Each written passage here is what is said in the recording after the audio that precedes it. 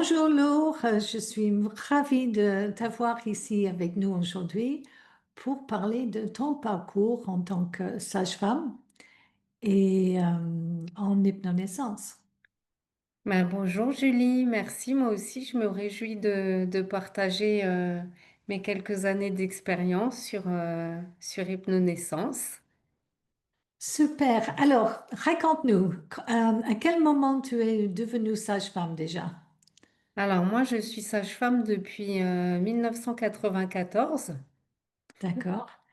J'ai commencé à travailler à l'hôpital pendant 11 ans. J'ai été formée en sophrologie assez rapidement. Et ensuite, je me suis installée en libéral. Donc là, ça fait quasiment 20 ans que je suis en exercice libéral, dans une pratique, on va dire, semi-globale, puisque j'accompagne les couples avant, à la sortie de la maternité et puis après. Donc, je ne fais pas le suivi de l'accouchement à domicile, mais je soutiens comme je peux les parents qui ont ce projet-là. En tout cas, voilà. Super. Et pour te situer géographiquement, tu es où exactement? Donc moi, je suis près de Thionville. C'est la ville la plus proche de la frontière luxembourgeoise, en Lorraine. Alors, si quelqu'un veut te contacter, ben, ils trouveront tout ça sur les liens avec ce vidéo. Dans le Alors, en tant que sage-femme, qu'est-ce qui t'a passionné? Qu'est-ce qui a fait que tu avais envie de devenir sage-femme? Moi, j'ai voulu devenir sage-femme quand j'étais au collège à 15 ans. Et c'était lors d'une... Je me rappelle précisément le moment où ça m'est tombé dessus. C'était pendant une réunion avec une conseillère d'orientation, on appelait comme ça à l'époque. Elle a prononcé le mot sage-femme avec d'autres professions. Et là, c'était une révélation. Je vais être sage-femme. Et voilà, je me suis donné les moyens parce que c'était pas évident pour moi. Et j'ai eu mon diplôme après 4 ans de formation, puisque à l'époque, on passait notre bac, on avait un concours pour entrer à l'école et ensuite on entrait dans une école de sage-femme. On était formé pendant 4 années. Super. Voilà. Et après, tout de suite, pratiquer dans un hôpital quelque part. Ouais, j'ai pratiqué tout de suite, ouais. Ouais.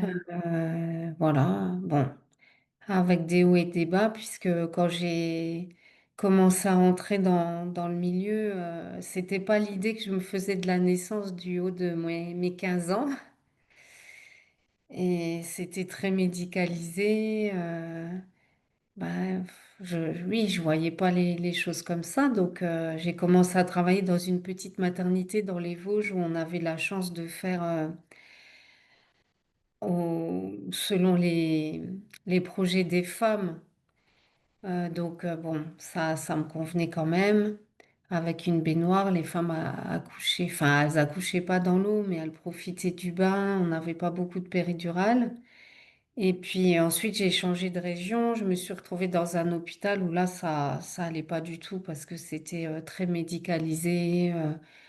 Les femmes pouvaient pas beaucoup s'exprimer. Je tiens à dire que ça a changé quand même depuis, mais voilà, c'était il y a 20 ans. Et là, du coup, j'ai décidé d'organiser mon activité autrement pour être plus proche, plus libre aussi. Et je me suis installée en libéral.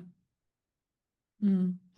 Et accompagner des accouchements à domicile, j'imagine. Ça, c'est un projet de cœur, on va dire, mais j'aurais eu besoin d'un accompagnement aussi en temps enfin, de formation. Et là où je suis actuellement, il n'y a pas de sage-femme proche de chez moi. Et voilà, je peux pas me lancer comme ça. C'est pas quelque chose qu'on apprend à l'école, donc ça demande vraiment un compagnonnage pour être en sécurité soi et fournir cette sécurité au couple. Hmm. Mais effectivement, c'est un projet enfin, en tout cas, quand les couples me font part de ce projet-là, que je peux entendre et si je peux les aider à trouver une sage-femme, je le fais. Bon. Voilà, maintenant, malheureusement, dans ma région, il n'y a pas de sage-femme proche qui propose ce service-là, Hmm. l'accompagnement. Et qu'est-ce qui a fait, comment tu as trouvé la méthode hypnonaissance? Alors, hypnonaissance, ça fait longtemps que j'en entends parler parce que à 30 kilomètres de chez moi au Luxembourg, il y a une maternité où les sages-femmes étaient formées à hypnonaissance il y a longtemps. Et donc, c'est par des femmes qui ont suivi cette méthode au Luxembourg que j'ai entendu parler d'hypnonaissance. Et donc, j'ai regardé dans mon livre, je l'ai depuis Mhm. 2015. Parce que tout de suite, ça m'a questionné. Donc, je m'étais commandé le livre pour me documenter. Et en 2015, en fait, la formation, elle était donnée qu'en anglais. Et moi, je peux pas, j'ai pas un niveau d'anglais suffisant pour suivre une formation. Et ensuite, donc, je suivais quand même les actualités. J'ai vu qu'elle était donnée en français. Bon, c'était loin, ça me demandait de l'organisation. Et puis, il y a eu le Covid. Et à ce moment-là, vous l'avez proposé en Zoom. Et bah, il n'y a pas de hasard, Julie, mais en février 2021, alors que j'avais posé une semaine de vacances, la formation était proposée la semaine-là. Donc là, Wow. c'était évident que j'allais m'inscrire et la suivre avec vous. Bon, après, c'était en visio, mais au final, c'était vraiment chouette, ça s'est bien passé et évidemment, j'ai pas regretté. Hmm. Oui, on a des retours super. J'aurais jamais pensé que on Ouais, pourrait faire des formations où à la fin, après 5 jours complets, pratiquement tout le monde des larmes aux yeux. Oh, je veux pas que ça termine. C'est, on fait un groupe vraiment plein d'amour oui, dans c'est cette ça. aussi. Là, je te vois, bah, je t'ai jamais rencontré en vrai, mais c'est un peu comme si je te connaissais, hein, parce que je regarde les replays aussi quand je peux pas assister, les replays mensuels, et oui, ça permet quand même une proximité qui est assez bluffante. Ouais. Et alors, qu'est-ce qui a changé quand tu as fait cette formation en hypnonaissance avec nous en tant que sage-femme? Parce que c'est deux mondes à part. Comment tu as pu mettre ces deux choses ensemble? Alors, je trouve pas que ce soit deux mondes à part. Je sais pas comment tu.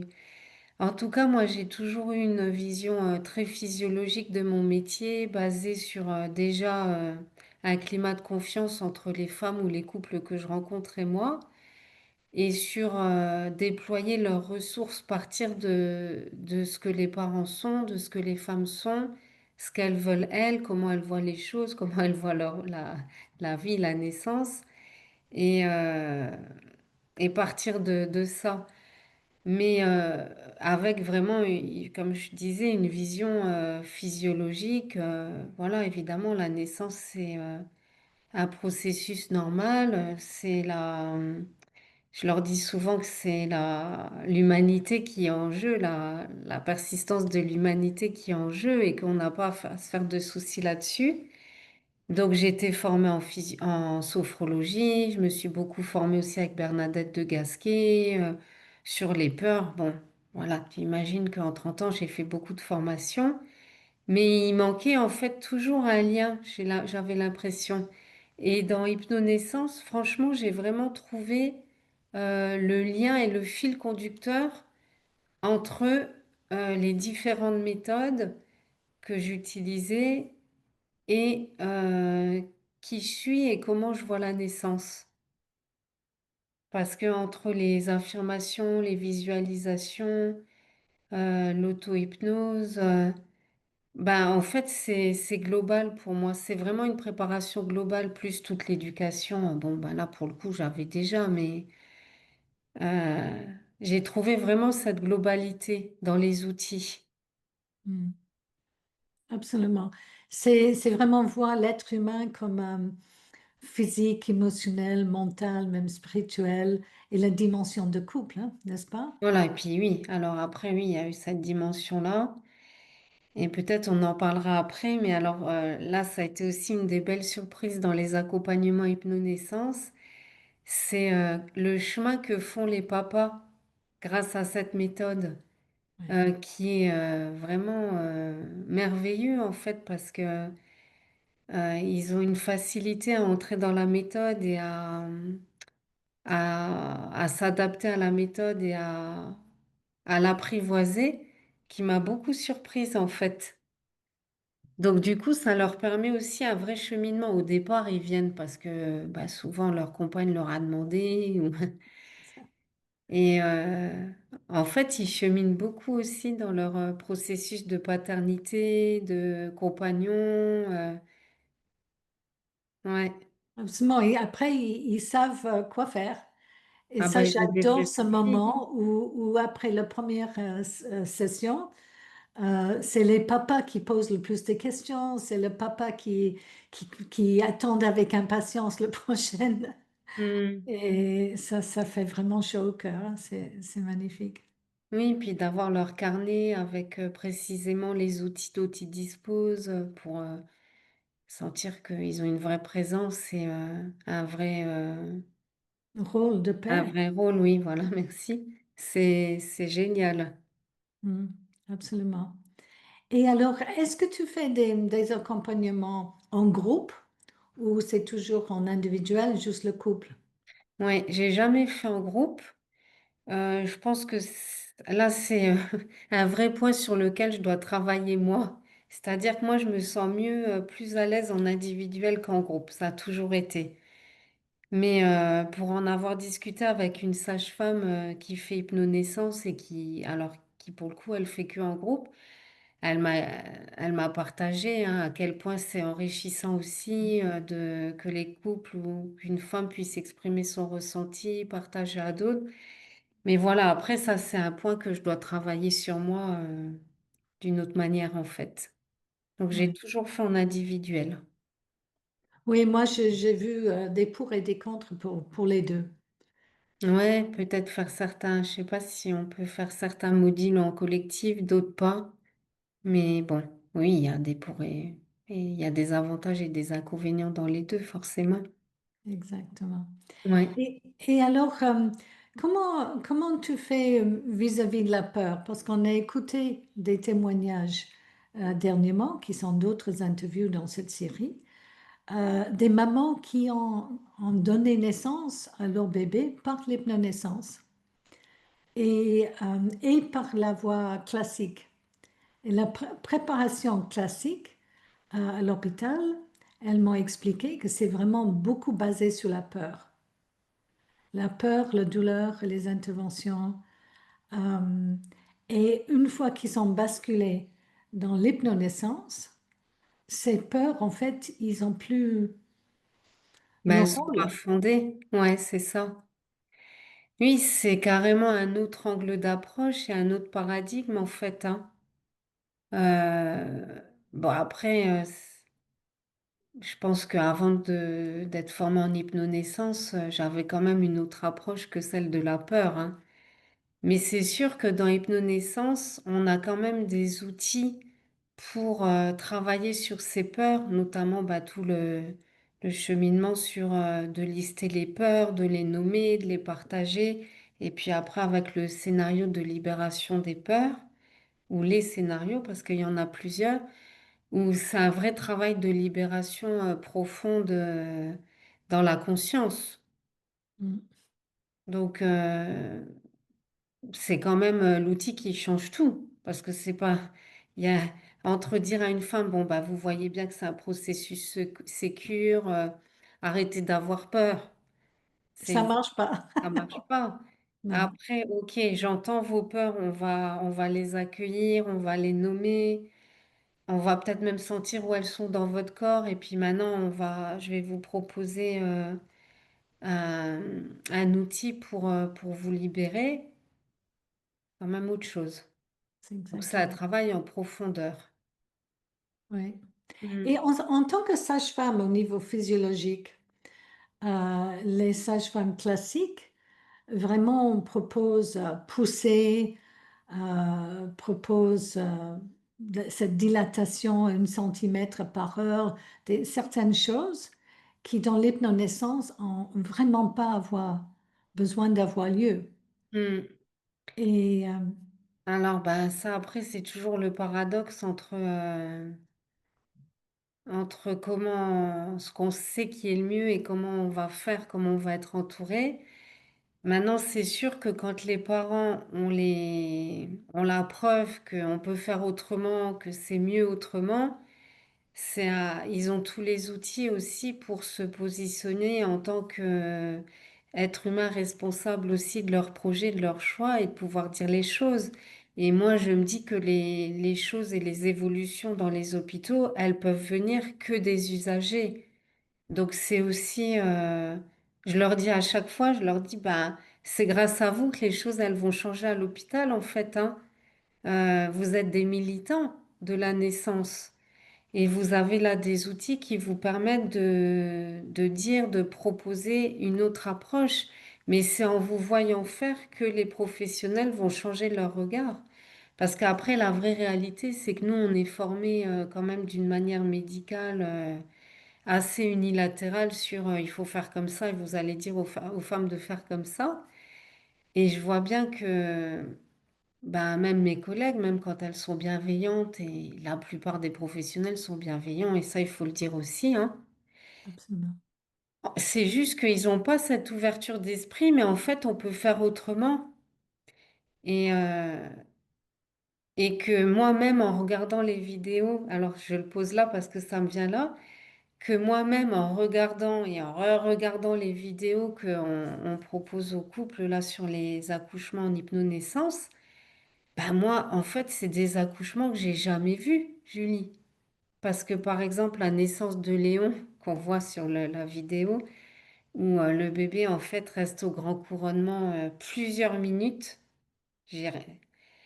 On le voit jamais à l'hôpital parce que quand le bébé il commence à sortir sa tête, nous on va dire à la femme, allez, allez, poussez, C'est poussez, possible. prenez de l'air, je vous dis, écoutez-moi. Et en fait, j'ai réalisé en regardant ces vidéos que effectivement, c'était une autre manière, enfin, c'était la manière la plus juste forcément, puisqu'elle est respectueuse du rythme du bébé et du corps de la femme. Mais si nous, on voit jamais ça en tant que professionnel, on peut pas imaginer que ça existe. Exact. Donc, ce Mm. que j'ai envie de dire aux couples aussi, c'est que c'est pas de la malveillance, c'est juste que, au final, les couples formés en hypnonaissance, ils ont une ouverture d'esprit qui est parfois plus grande que celle des professionnels. C'est Et ça. que, voilà, ben, c'est une manière d'être militant aussi dans le changement, dans un nouveau paradigme. Et que chaque couple qui arrive avec ces outils-là, hypnonaissance en maternité, il va changer un peu le regard de la sage-femme ou du médecin qui est là. Et que ça se fait petit à petit, hein. Après, on peut pas révolutionner le monde des naissances, mais que c'est une naissance après l'autre. C'est ça. Mm. C'est ça.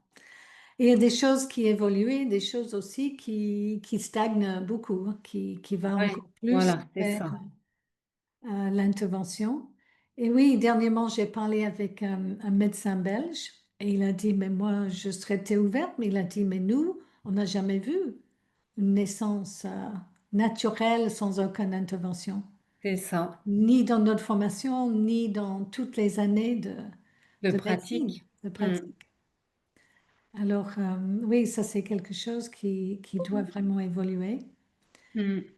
Et après, ben, c'est absolument fabuleux, hein. Il n'y a pas de naissance pareille, il n'y a pas de couple pareil. Et Mais c'est aussi toute cette joie et cette impatience en fait que du coup développent les parents qui va avec la confiance, mais waouh, d'un truc où waouh, mais j'ai trop peur, mais de toute façon, faut y passer, donc je vais y passer comme toutes les autres femmes avant moi. On arrive à quelque chose, mais j'ai envie d'y aller, quoi. J'ai envie de vivre ce moment. Je sais que je peux le faire.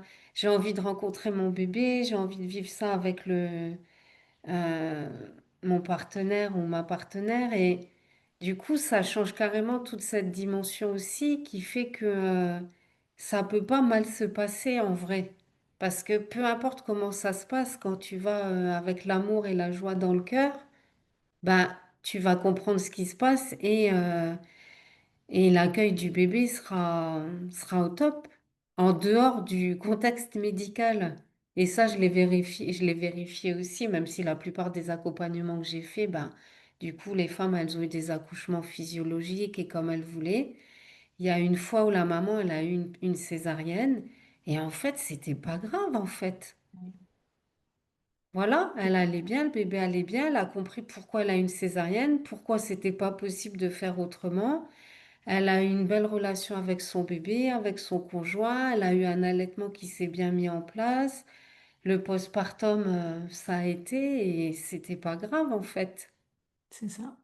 Le plus important, c'est d'être disponible dans l'amour, l'accueil et, et ne pas être figé complètement, paralysé par la peur. Voilà, Et, euh, et après, ben, c'est sûr, chaque naissance, chaque histoire est différente et chaque couple va vivre leur expérience de manière telle que ça vient. Mais la différence, c'est cet amour, cette joie. c'est ça. Et cette confiance. Ouais. Et du coup, oui, pour rebondir sur ce que tu me demandais, c'est que moi-même, je pense, j'ai refondé ma confiance aussi dans l'enfantement, même si par nature, et ça, je peux pas l'expliquer, mais j'ai toujours eu confiance en fait dans le processus de la naissance. J'ai moi-même eu deux enfants avec des accouchements très physio, où j'ai pas eu besoin d'intervention, voilà. Mais bon, au final, je pense qu'à force d'entendre des récits, puis d'avoir quand même ces injonctions sur le risque, la mesure du risque, le médico-légal, c'est sûr que notre cerveau, il se met quand même en mode un peu alerte. Et d'avoir suivi cette formation et d'être entrée moi aussi dans hypnonaissance, je pense que ce qui se passe au niveau du cerveau des parents, ça s'est passé dans mon cerveau de sage-femme. C'est-à-dire, mais en fait, non, il y a des choses qui sont pas justes. Et à partir de là, bah, il s'est passé quelque chose dans ma réalité de mon activité. C'est que j'ai pu supporter du tout de m'entendre dire des choses qui étaient pas justes, mais que je faisais pour préparer les couples. Parce que après, moi, mon idée, c'est que quand même les couples qui arrivent dans une maternité ne soient pas perdus et que moi, je les fasse pas rêver à un accouchement idéal et puis que c'est pas la réalité. Et il y a eu une transition comme ça un peu compliquée où j'ai décidé en fait d'arrêter mon activité. Donc bah, j'ai arrêté de travailler en fait pour prendre un peu de recul parce que c'était un peu confus dans ma tête. Mm. J'ai arrêté de travailler un an pour poser mon système nerveux, pour intégrer. Et puis j'ai repris en fait là une activité mais d'une autre manière où je peux m'autoriser à ne plus donner les conseils que j'ai pas envie de donner. Donc, je fais moins d'accompagnement. Mais et ben là, en reprenant mon activité, été sollicitée pour trois accompagnements hypnonaissance. Voilà. Donc là, c'est OK pour moi et c'est en accord avec ben, mes valeurs. Et je Mm. pense que ça m'a donné cette impulsion aussi de me dire, mais Laure, tu peux pas continuer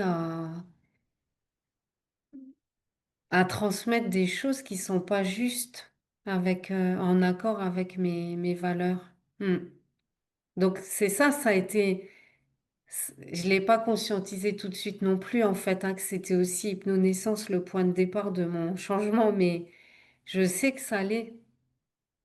Mm. Ça m'a donné cette impulsion de me dire mais non, je peux pas me conformer ou me conforter à tout et que j'ai mon libre arbitre aussi pour dire à un moment donné non, ça je veux plus transmettre ça aux femmes parce que c'est pas juste. Mm. En tout cas pour moi, hein. Après je dis pas et ça l'est pour d'autres, ça peut être juste pour d'autres sages-femmes et c'est OK, hein, c'est chacune, hein. Mhm. Oui, oui. Voilà, c'est chacune. Après je pense que en tant que professionnel, on attire aussi bon moi je dis les patientes, mais on peut dire les clientes Mhm. qui vont bien en fait, hein. Qui nous correspondent en fait. Qui nous correspondent Ah, et qui vibrent pareil, hein. Et si exactement. ça vibre pas, on peut très vite s'en rendre compte et dire, bah écoutez, je pense que vous serez mieux avec tel autre collègue ou il n'y a pas de souci, hein. Mm. L'idée, c'est ça. Moi, l'idée, c'est que ça se passe bien pour les femmes, pour les bébés, pour les couples. Et si c'est pas avec moi et que c'est une autre, ça va. Mais que tout le monde se sente en sécurité parce que j'ai aussi besoin de cette alliance en fait qui va dans les deux sens. Et ça me paraît d'autant plus nécessaire si on se lance dans l'hypnonaissance. Parce que c'est un engagement pour les couples en temps, en financier aussi. Mais ça l'est aussi pour nous, hein, en tant qu'éducatrice, éducateur. C'est beaucoup de temps, beaucoup d'investissement, de préparation. Donc, c'est important que on s'y retrouve dans les deux sens. Mais en tout cas, pour moi, pour les accompagnements que j'ai faits, ça s'est toujours révélé comme ça, hein, ça c'est sûr. Parce que je pense que quand on donne la confiance au couple et l'amour au couple, bah forcément, il y a du respect, il y a quelque chose qui se fait dans les deux sens. Et comment tu te sens quand le maman ou le papa, après la naissance, te fait part de leurs expériences? Mais franchement, ça donne du sens à pourquoi je le fais, pourquoi, enfin, ça donne du sens à mon métier aussi, et forcément, c'est à Mhm. chaque fois émouvant, beau, et à chaque fois différent aussi. Et je trouve que on sent enfin, ce qui me fait aussi plaisir, c'est vraiment l'émancipation de chaque femme.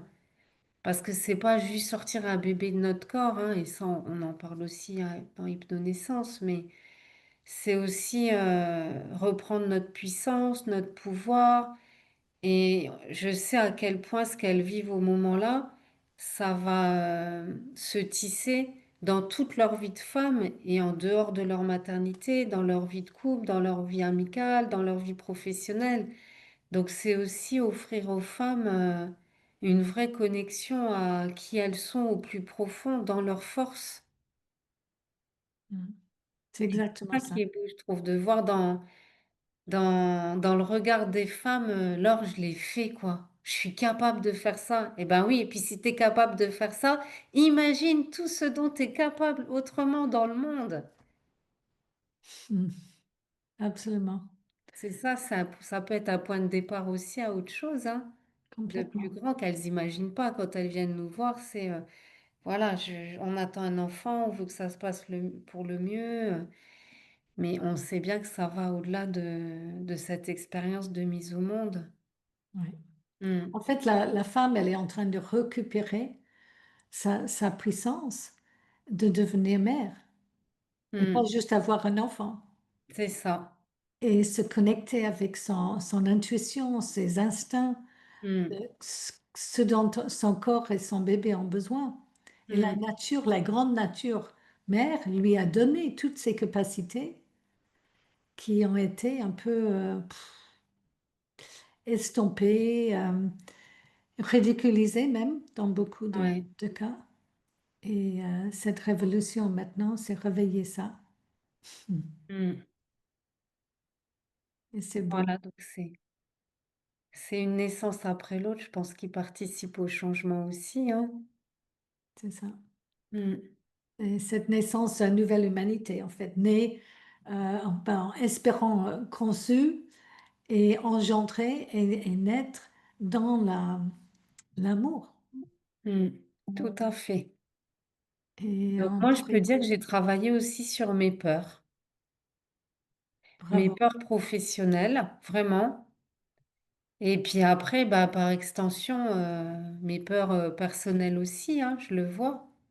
Je pense qu'après Hypnonaissance, il y a eu plusieurs choses. Bon, là, voilà, l'idée, c'est pas que je raconte ma vie, mais je vois à quel point il y a eu, ça a été le point de départ sur d'autres formations, d'autres cheminements personnels aussi, qui m'ont permis de reprendre aussi bah, ma souveraineté de sage-femme et de dire à un moment donné, bah non, ça, je vais pas faire ça gober, je vais pas faire gober ça aux femmes parce que non, pour moi, c'est pas possible.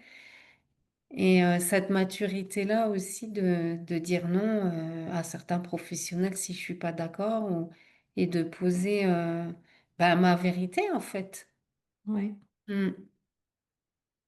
Pour moi, ça, c'est vraiment la révolution silencieuse qui est en train de se faire partout, je pense, dans le monde, ou presque, dans beaucoup de pays en tout cas. L'hypnonaissance est déjà, je crois que c'est 47 pays maintenant.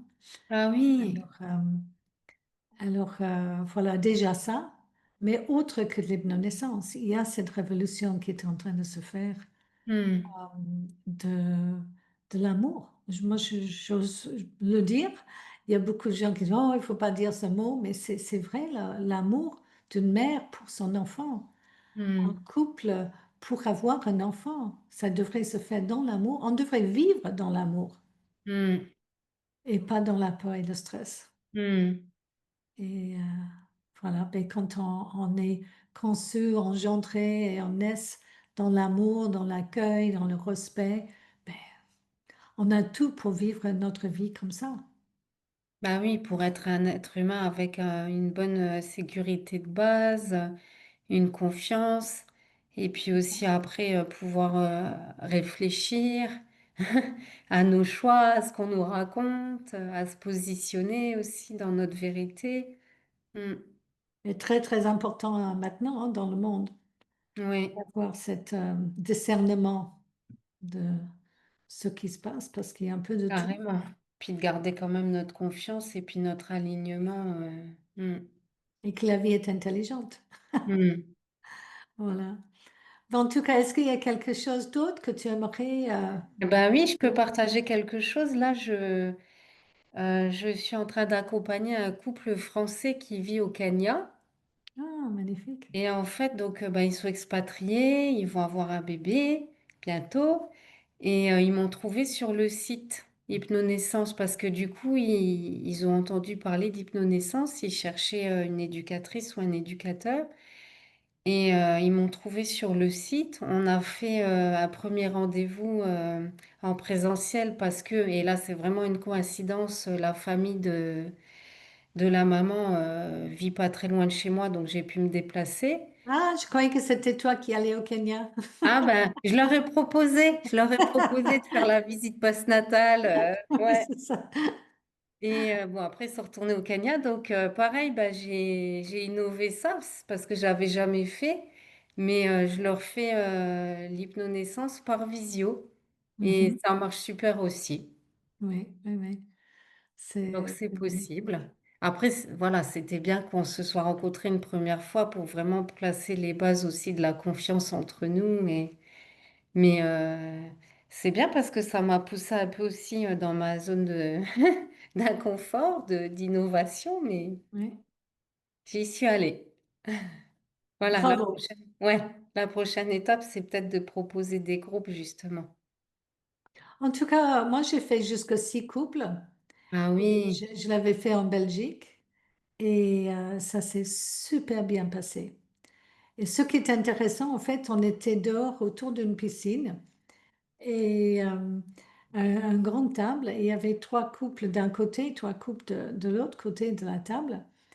Et alors, c'était intéressant parce qu'il y avait 2 groupes de médecins et il y avait les 3 sur le côté avec les médecins qui voulaient absolument accoucher dans un hôpital parce que c'était que là où la maman se sentait en sécurité. Et l'autre, il y avait un ostéo et des personnes dans les médecines alternatives alternative. ou complémentaires. Et alors, et les 3 couples disaient, ah non, mais nous, ça serait absolument à Ah domicile. oui, Et c'était vraiment, vraiment de voir super parce les que échanges. tout Ouais. le monde s'entendait tellement bien. C'était très convivial. Je trouve que les Belges, ils sont très des bons vivants, plein Hmm. de cœur. C'est pas que les Français ne sont pas, mais et alors tout le monde échangeait. Et alors c'était super parce que c'est ça l'esprit de l'hypnonaissance. On n'est pas en train de dire aux parents ce qu'ils doivent faire. Tout à fait. C'est mieux ça, c'est moins bien, c'est pas ça. C'est trouver votre voie à vous, mais en connexion avec votre cœur, pas avec votre peur. C'est ça qui change tout. C'est ça. Ouais. Voilà, c'est super. Bon, en tout cas, un grand merci d'être venu partager avec nous. Avec grand plaisir. Et Et puis juste, je voulais juste ajouter quelque chose parce que j'ai écouté le dernier replay avec des éducatrices nouvellement formées qui ne se sentent pas à l'aise.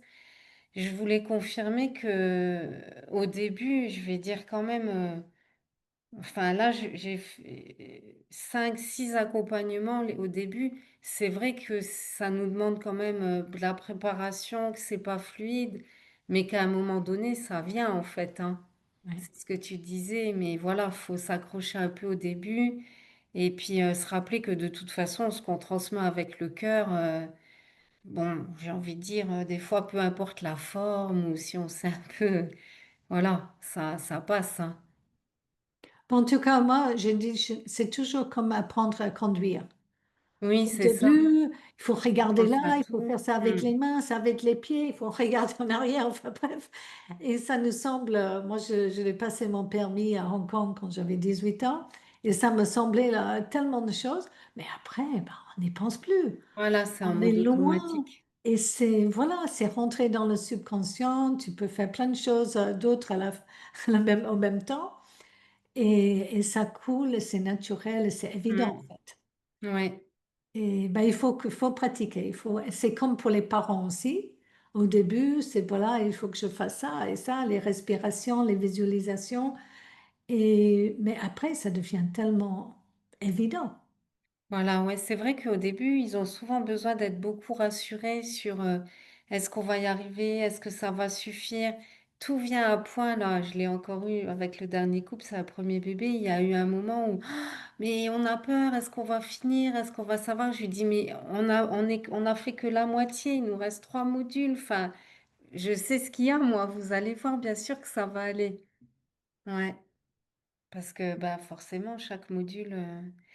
Ah oui, bah du coup, ce que je vais ajouter aussi, c'est que je me suis rendu compte avec l'expérience à quel point c'est une méthode vraiment intelligente et bien pensée qui va toucher chaque participant, on va dire, là où la personne en a besoin sur les différentes perspectives, que ce soit au niveau cognitif, les visuels, les auditives, kinesthésiques, tout ça, on voit qu'il y a plein de portes d'entrée différentes qui fait que chaque femme, chaque homme va trouver la porte d'entrée qu'il lui faut forcément. Que toutes vont pas marcher, mais il y aura forcément celle qui fonctionne aussi. Ça, je m'en Mm. suis rendu compte avec l'expérience aussi. C'est vraiment intéressant. Absolument. Et c'est magnifique aussi d'être en face et de sentir ce moment où il y a un déclic. Hmm. Et, et après, ben, ça devient fluide, ça devient... Et la vraie personne, en fait, va émerger. Ouais, c'est ça. Que derrière des fausses idées, des appréhensions, des peurs, on n'est pas nous-mêmes.